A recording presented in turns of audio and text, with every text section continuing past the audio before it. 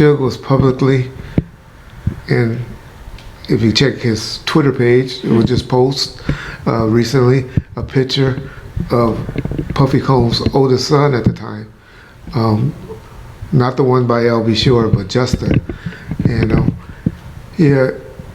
Misa, Puffy Combs' then girlfriend, and Suge was messing around. Suge had attempted to get Puffy to have Biggie, because Biggie was hot, 95, 94, Biggie was hot. Tupac was in jail, Snoop was on hiatus. His album that did pretty much what he did. And so Biggie was making a run, him and LL Cool J, but Biggie was making a run.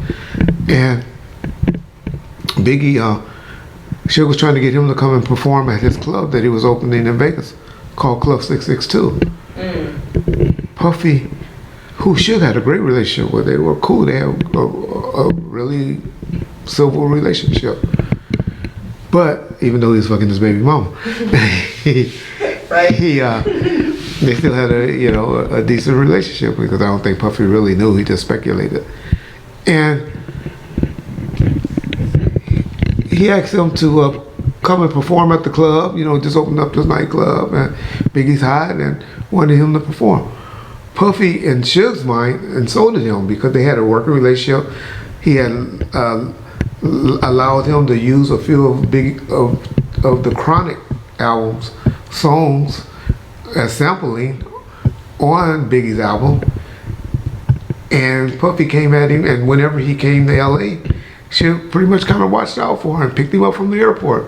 There's interviews out there where Puffy admits that Suge picked him up from the airport a couple of times, and they hung out.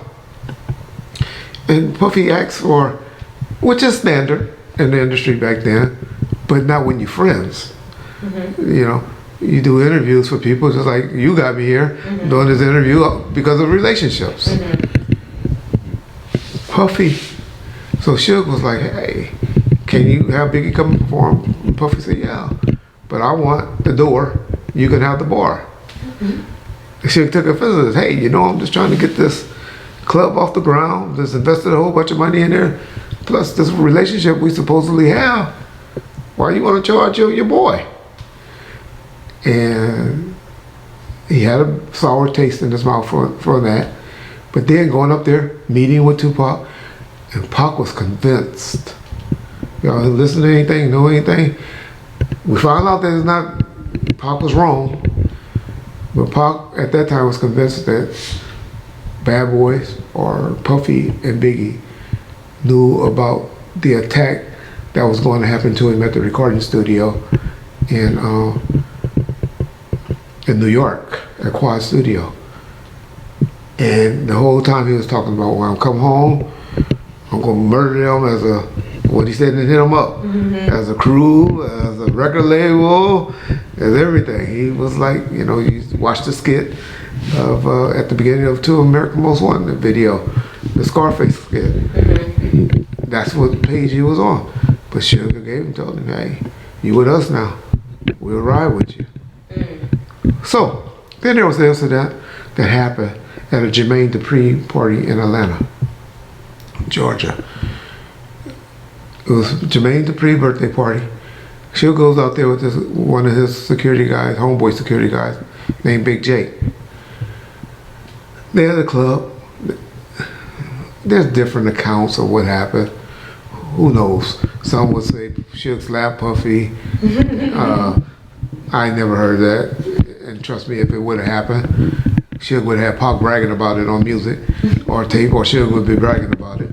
But you got people like Mark Curry and some of the people saying that. Jermaine Dupri don't say that. But you got people that push that agenda. I heard, what I believe was they got into it behind a female. That somebody was trying to talk to one of their girls, and words got exchanged, and it led out to the parking lot. Big J got shot and killed. So this is like September, latter part of September of 1995. Suge has always blamed Puffy because it was one of his boys, his right hand, Wolf, that was the lead shooter, or at least with the guy.